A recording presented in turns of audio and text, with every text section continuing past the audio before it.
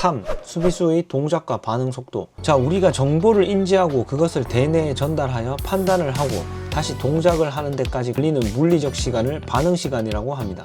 이 반응 시간은 스포츠 생체 역학의 표준 데이터에 따르면 인식 단계에서 약 0.03초에서 0.05초, 의사결정 단계에서 0.05초에서 0.1초, 운동 실행 단계에서 0.05초에서 0.08초 정도 걸린다고 합니다. 이를 합산하면 대략 0.15초에서 0.25초 정도 걸린다고 합니다. 그러니까 단순히 빠르다가 아니라 반응 시간은 대략 일반인 기준 0.2에서 0.25초, 엘리트 선수는 0.15에서 0.2초 정도입니다. 그런데 이때 선수들이 사용하는 반응 시간의 물리적 한계 극복법이 있습니다. 바로 미리 보기와 예측입니다. 몇 가지 징후들을 보고 예측하는 것이죠. 예측은 공격수든 수비수든 둘 다 사용합니다. 그런데 이 예측을 어렵게 만드는 것이 바로 페인팅 동작입니다. 페인팅 동작을 해서 수비수의 무게중심이 기저면을 벗어난다면 지금 보시는 그림처럼 정지하고 무게중심을 회복한 후에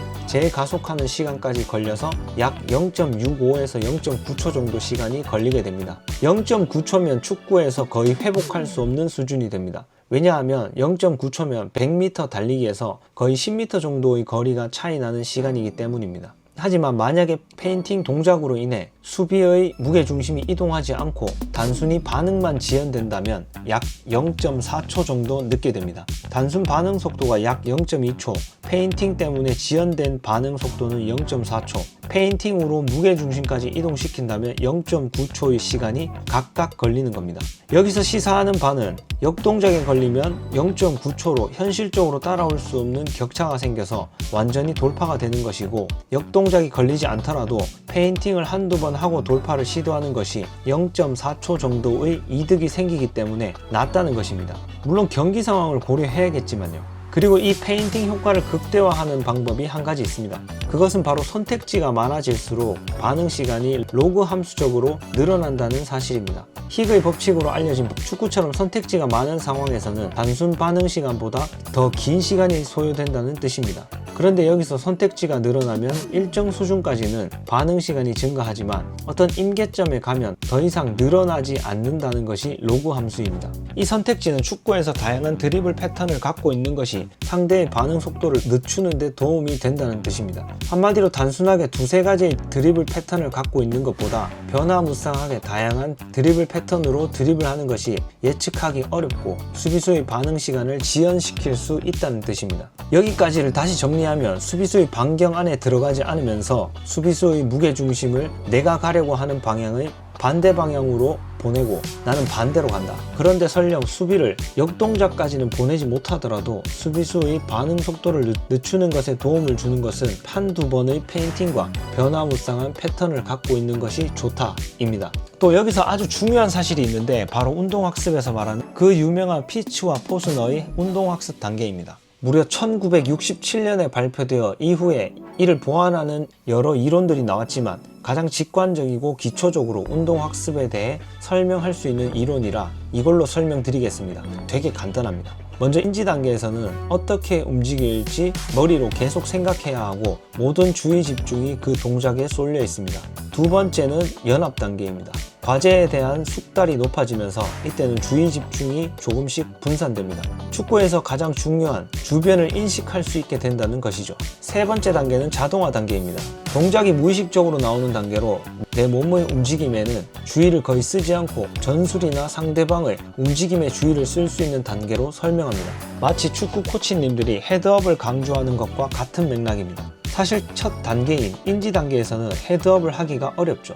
공도 잘 못 다루는데 어떻게 공을 안 보고 상황을 보겠습니까? 그런데 야구공을 손에 쥐고 드리블 한다고 생각해 봅시다. 그럼 상대의 무게중심을 보고 드리블 하기가 훨씬 수월하겠죠? 손에 쥐고 그건 불가능하겠지만 손에 쥔 것만큼 숙달하는 것, 이 자동화 단계까지 가는 게 우리가 추구하는 목표입니다. 그것도 무려 축구 레전드들의 드리블 패턴을 우리 몸에 이식하는 거죠. 급박한 경기 중에 이렇게 복잡한 생각을 하면서 축구하는 선수는 당연히 없습니다. 아마 모르긴 몰라도 메시에게 물어보면 수비가 왼쪽으로 가길래 오른쪽으로 갔다, 이렇게 단순하게 생각하면서 플레이할 겁니다.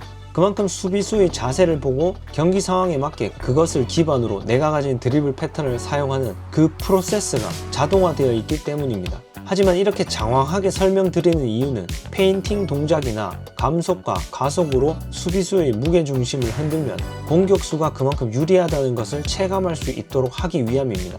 그리고 프로 선수들은 당연히 몸으로 알고 행하는 패턴의 원리, 즉 머릿속에서 일어나는 일들을 알려드리는 것이 중요하다고 생각했습니다. 자, 그러면 다시 정리해 보겠습니다.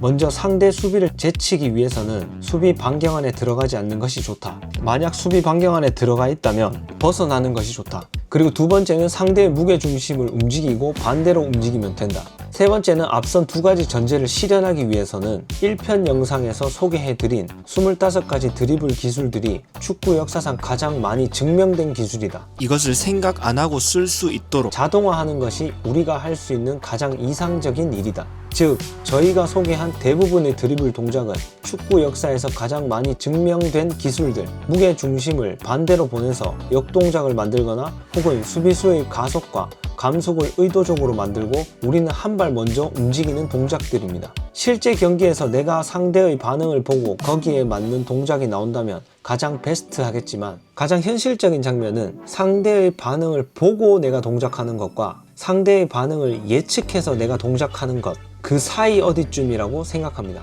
그럼에도 불구하고 두 경우 모두 동작의 자동화를 만드는 것이 무조건 수비를 제치는 실력 향상에 도움이 됩니다. 당연하겠죠? 아우트로. 자, 이제 레전드들의 동작들도 다 소개해드렸고 상대의 무게중심과 자세를 보는 법도 다 알려드렸습니다. 머리로는 다 이해가 되는 상태가 되셨죠? 마지막 3편에서는 동작과 패턴을 경기 중에서도 무의식적으로 사용할 수 있도록 자동화시키는데 얼마나 어떤 연습을 어떻게 하느냐 하는 내용입니다. 3편까지 보시고 따라 연습하신다면 분명히 자신의 팀에서 뭘 한 거냐고 궁금해하는 사람들이 생길 겁니다. 실력이 비약적으로 상승하기 때문이죠. 어떻게 하냐고요? 저희가 그랬으니까요. 긴 영상 봐주셔서 감사합니다. 행복한 하루 되세요.